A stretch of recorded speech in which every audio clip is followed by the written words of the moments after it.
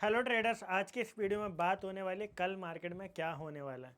कल है bank Nifty की एक्सपायरी, जो कि लास्ट एक्सपायरी वीकली एक्सपायरी होगी और उसके बाद में मंथली एक्सपायरी चालू हो जाएगी।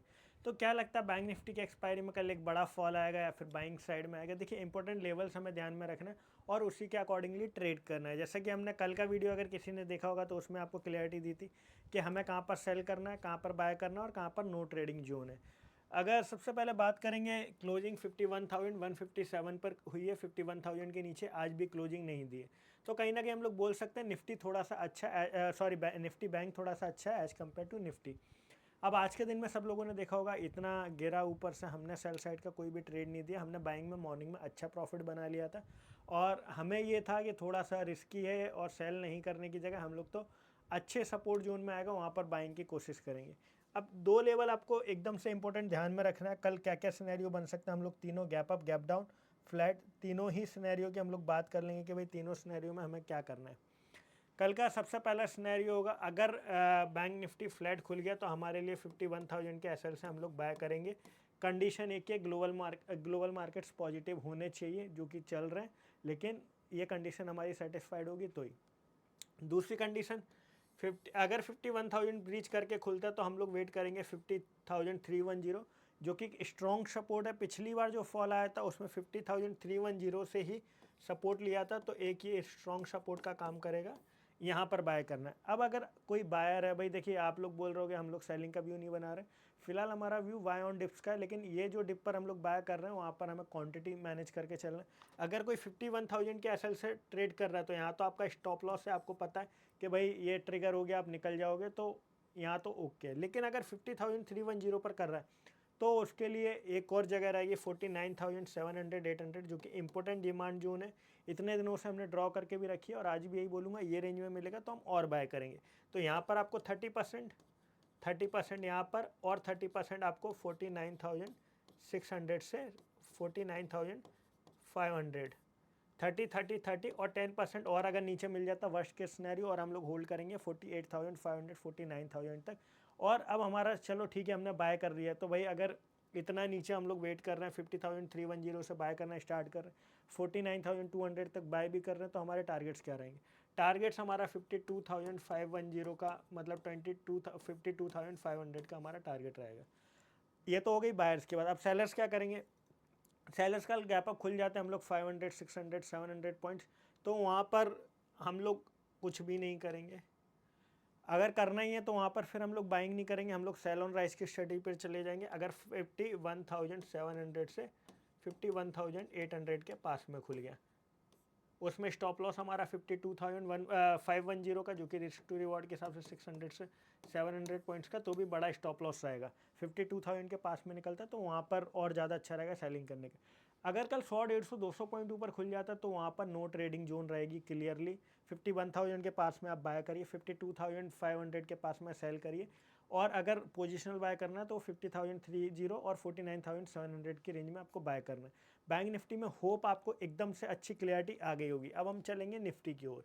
आज निफ्टी ने, मतलब बोल सकते हैं, मार्केट को ज़्यादा गिराया। बहुत सारे मिड कैप स्टॉक्स थे जहाँ पर अच्छी खासी सेलिंग थी, और उसी की वजह से हम लोग देख रहे हैं कि निफ्टी भी 23,883 पर क्लोज हुआ, मतलब 24,000 के नीचे ही ख़राब लग रहा था, और ये तो क्लोज हुआ है 23,900 के नीचे। 23,900 के नीचे जब ऊपर था तब हमने आपको बोला था 24,500 का लगाइए स्टॉप लॉस और दबा के सेलिंग करिए। अगर मेरे ये वर्ड्स आपको याद रहे होंगे, नहीं याद है तो पुराना हमारा वीडियो देख लीजिए, वहाँ पर ये चीज़ आपको डेफिनेटली मेंशन की मिल जाएगी।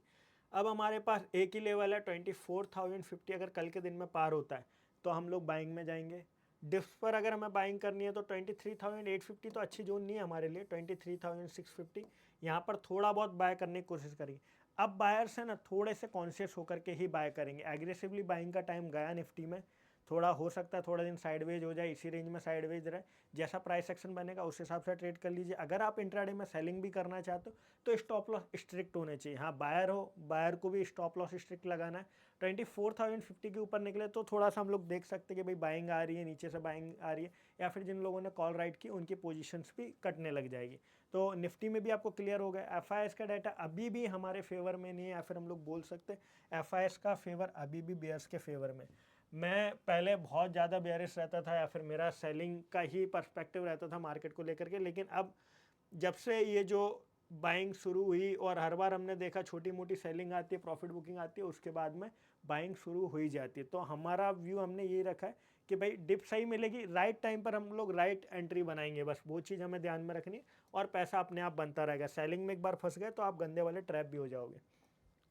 कल का डाटा भी 2300 करोड़ का सेलिंग कैश में किया, 2000 करोड़ का बाइंग किया है। उसके सामने फ्यूचर्स में अगर हम लोग बात करें तो F&O के अंदर फ्यूचर्स, इंडेक्स फ्यूचर्स इन्होंने लॉन्ग किए थे 335 करोड़ के, स्टॉक फ्यूचर 2425 करोड़ के सेल किए थे, मतलब नेट 1800 से 2000 करोड़ की सेलिंग है एफआईएस की कल की भी। लगातार सेलिंग है, 1,60 करोड़ 1,70,000 करोड़ तक की सेलिंग कर दी है। अब इनके पोर्टफोलियो की ये सिर्फ 1 से 1.5% की ही सेलिंग है। अगर एफआईएस के पोर्टफोलियो की हम लोग बात करें या फिर इन्वेस्टमेंट की बात करें इंडियन मार्केट के अंदर, तो 1.6 से 1.7 लाख करोड़ की इन लोग की टोटल लिक्विडिटी है हमारे मार्केट में। तो उसका 1-1.5% 2% अगर वो निकाल भी रहे हैं तो कोई बड़ा अमाउंट नहीं निकाल रहे, बड़ा चंक नहीं निकाल रहे। ये चीज़ आपको मेंटली प्रिपेयर रहना चाहिए। और अगर इन्होंने बाइंग वापस से चालू कर दी तो मार्केट वापस से रॉकेट होने लग जाएंगे। अब ये फंड कैसा है, जहाँ उन्होंने लगाया होगा वहाँ से ये फंड की ओवरऑल वैल्यू भी बढ़ रही है, मार्केट बढ़ रहे हैं, मार्केट नीचे आ रहा है तो फंड की वैल्यू भी गिर रही है। तो उस हिसाब से आप 1-1.5% के आसपास का अंदाज़ा लगा लीजिए कि एफआईएस ने इतना ही सिर्फ शॉर्ट किया। हम लोग तो, हमारा अगर 1 लाख का पोर्टफोलियो रहता है तो हम लोग 70-80 हज़ार का माल बेच के भाग जाते हैं, हमें 10-5% का गेन मिलता है। तो एफआईएस क्यों नहीं 1-1.5%। और वहीं दूसरी ओर अगर हम लोग बात करें बॉन्ड यील्ड्स हाई पर चल रही हैं, तो कहीं ना कहीं बहुत अट्रैक्टिव लगती है उनको, सेफर साइड उनका इन्वेस्टमेंट हो रहा है। हमारे मार्केट ऑलरेडी ओवर वैल्यूड है, इमर्जिंग मार्केट्स बाकी हैं चाइना वगैरह, लेकिन उधर उतना इन्वेस्टमेंट एफआईएस मुझे नहीं लगता करेंगे। थोड़े दिन हो सकता है बॉन्ड्स पर शिफ्ट हो जाए, जब हमारे वैल्यूएशन अच्छे आ जाए तब वापस से इमर्जिंग मार्केट्स में, हमारे मार्केट में, या हो सकता है चाइना जाए। लेकिन चाइना और अमेरिका की आप लोगों को एक डाटा पता भी नहीं होगा, एफआईएस हम किसको बोलते हैं, जो इंडियन है, नॉन इंस्टीट्यूशनल है, या फिर जो इंडिया के बाहर के लोग हैं वो एफआईएस है। अब एफआईएस में कौन कौन सी कंट्रियाँ आती हैं, एफआईएस में हम लोग बात करें, मतलब कंट्रियाँ तो सभी कंट्री एफआईएस हो गई हमारे लिए, लेकिन मेजर इन्वेस्टमेंट रहता है यूएस का रहता है। फिर उसके बाद हम लोग बात करेंगे इसका, यूएस के बाद कनाडा का है, यूके का है, और एक कंट्री उन लोग का अच्छा खासा इन्वेस्टमेंट है, मैं नाम रिकॉल नहीं कर पा रहा हूँ, आप एक बार ही गूगल कर लेना। उसका मतलब इतना वो नहीं है, मतलब हाइप नहीं जितना हम लोग देखते हैं, लेकिन उनका इन्वेस्टमेंट बहुत ज़्यादा इंडियन मार्केट्स के अंदर। तो यही सब चीज़ है, थोड़ा सा आप भी मार्केट को स्टडी करिए, ग्लोबल मार्केट्स देखिए, फंडामेंटल देखिए। बाकी हम लोग लाइव ट्रेडिंग में मिलेंगे, लाइव ट्रेडिंग में अच्छा खासा आज भी पैसा बना।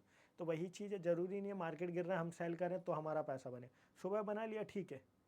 तो यही चीज़ आपको ध्यान में रखनी है। आज का वीडियो यहीं ख़त्म करेंगे, कल मिलेंगे लाइव ट्रेडिंग में वापस। Thank you guys.